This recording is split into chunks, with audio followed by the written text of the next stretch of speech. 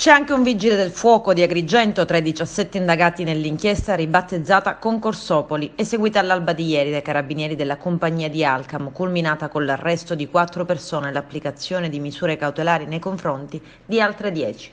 Per il 31enne pompiere agrigentino la procura di Trapani chiedeva l'obbligo di dimora nel comune di residenza, ma la misura cautelare è stata rigettata dal GIP Massimo Corleo, in quanto il compendio indiziario fornito non ha raggiunto la soglia di gravità indiziaria necessaria per l'applicazione del provvedimento cautelare richiesto. L'intera inchiesta ruota attorno alla figura del pompiere Giuseppe Pipitone, direttore ginnico sportivo dei Vigili del Fuoco, attualmente in servizio al comando del Corpo di Catania. Secondo gli inquirenti sarebbe stato lui a creare un vero e proprio sistema in grado di alterare, dietro la corresponsione di denaro e con la complicità di ulteriori soggetti per lo più sindacalisti, la regolarità di alcuni concorsi pubblici. Tra i nominativi che compaiono nel foglio, risultati poi tutti idonei all'ingresso nelle fila del Corpo Nazionale dei Vigili del Fuoco, anche quello del vigile agrigentino, ma a differenza degli altri senza alcuna cifra di riferimento. Ed è proprio questo uno degli elementi alla base della decisione del giudice di rigettare l'applicazione della richiesta di misura cautelare nei confronti del pompiere. Per la procura di Trapani, tra il Pipitone e il vigile del fuoco agrigentino, ci sarebbe stato un accordo o una promessa di interessamento alla luce anche di alcune attività di intercettazione. Per il giudice, che non ha accolto la richiesta degli inquirenti, non risulta essere stata pagata alcuna somma dal candidato né è stata effettuata alcuna promessa di pagamento. Vero è che risulta agli atti una sollecitazione tramite messaggio. Tuttavia non pare possibile ritenere la sussistenza, anche nei dovuti termini di probabilità, di un rapporto illecito, non potendosi ciò neanche ricavare allo stato degli atti dalle successive comunicazioni. L'indagine per i concorsi truccati nei Vigili del Fuoco e nella Polizia, che ha portato all'emissione di 14 misure cautelari, riguarda in particolare gli anni 2017-2018 e non si è ancora conclusa.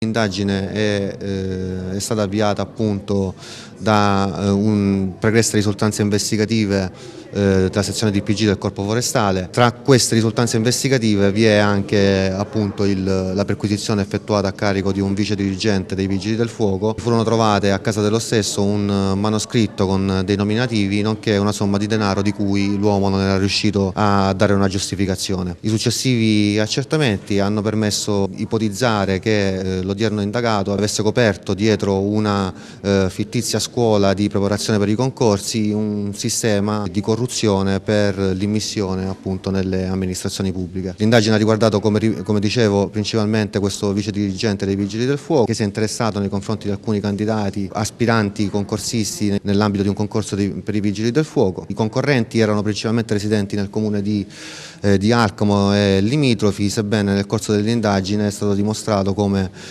lo stesso vice dirigente avesse dei contatti con degli aspiranti nella regione Veneto. Ipotizzato, diciamo, che le cifre si aggirassero intorno ai 3.500 euro per i Vigili del Fuoco. Vi è un solo caso in cui un aspirante concorsista della Polizia di Stato dovrebbe aver pagato la cifra intorno ai 5.000 euro. Tra i destinatari di misura ci sono in totale 10 appartenenti a corpi dello Stato, 4 di questi sono per l'appunto risultati idonei vincitori del concorso nei Vigili del Fuoco e risponderanno anche loro del reato di corruzione. Il patto corruttivo tra il vice dirigente e i concorsisti appunto si basava sulle promesse di interferenze da parte di questo vice dirigente nell'iter concorsuale.